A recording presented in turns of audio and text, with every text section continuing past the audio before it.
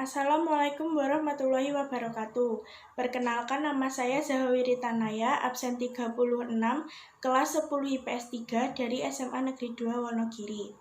Nah, di sini saya akan menyampaikan informasi mengenai coronavirus. WHO menjelaskan, coronavirus menjadi bagian dari keluarga besar virus yang dapat menyebabkan penyakit yang terjadi pada hewan maupun manusia. Manusia yang terjangkit virus tersebut akan menunjukkan tanda-tanda penyakit infeksi saluran pernafasan, mulai dari flu sampai yang lebih serius seperti sindrom pernafasan akut berat. Coronavirus sendiri jenis baru yang ditemukan manusia sejak muncul di Wuhan, Cina pada Desember 2019. Penyebaran virus corona. Penyebaran virus ini melalui orang yang terinfeksi virus corona.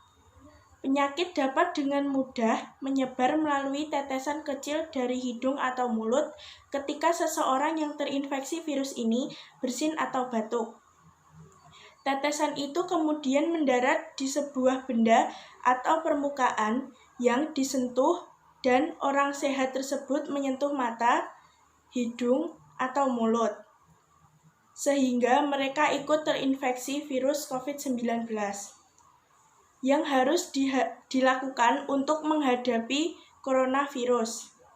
Yang pertama adalah sering-sering mencuci tangan. Sekitar 98% penyebaran penyakit tersebut bersumber dari tangan. Mencuci tangan hingga bersih menggunakan sabun dan air mengalir efektif membunuh kuman, bakteri, dan virus termasuk virus corona. Yang kedua adalah hindari menyentuh area wajah. Virus corona dapat menyerang tubuh melalui area segitiga mata, seperti mata, mulut, dan hidung. Area segitiga wajah rentan tersentuh oleh tangan, sadar ataupun tidak sadar. Yang ketiga, hindari berjabat tangan dan berpelukan. Menghindari kontak kulit seperti berjabat tangan mampu mencegah penyebaran virus corona. Untuk saat ini, menghindari kontak adalah cara terbaik. Tangan dan wajah bisa menjadi media penyebaran virus corona. Upaya yang dilakukan pemerintah untuk menghadapi dan mengatasi coronavirus. Yang pertama, social distancing. Social distancing atau pembatasan sosial adalah menghindari tempat-tempat umum, menjauhi keramaian, dan menjaga jarak optimal 2 meter dari orang lain.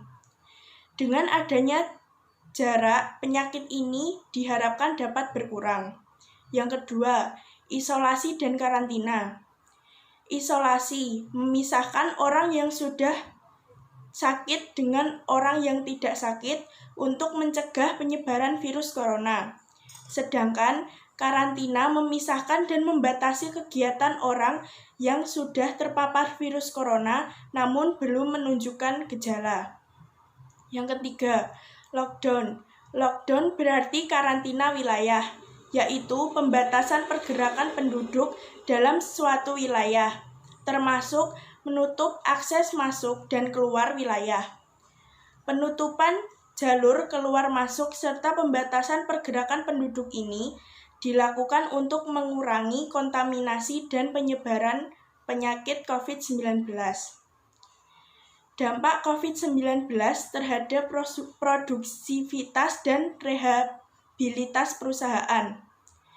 Sejauh pengamatan OJK, yang paling terkena dampak wabah virus corona ini adalah sektor produktif yang dibiayai oleh perbankan. Selain itu, wabah ini diperkirakan juga berdampak pada sektor jasa keuangan, khususnya bisnis di kawasan wisata. Meski begitu, lembaga pengawasan keuangan tersebut masih melihat lebih dulu dampak corona terhadap beragam sektor lainnya seperti industri multifinance dan vintage lending. Contoh permasalahan yang dihadapi suatu perusahaan yang disebabkan adanya COVID-19. Virus corona juga berdampak pada intensitas karena masyarakat akan lebih berhati-hati pada pembelian barang maupun berinvestasi. Virus corona juga mengaruhi proyek pasar.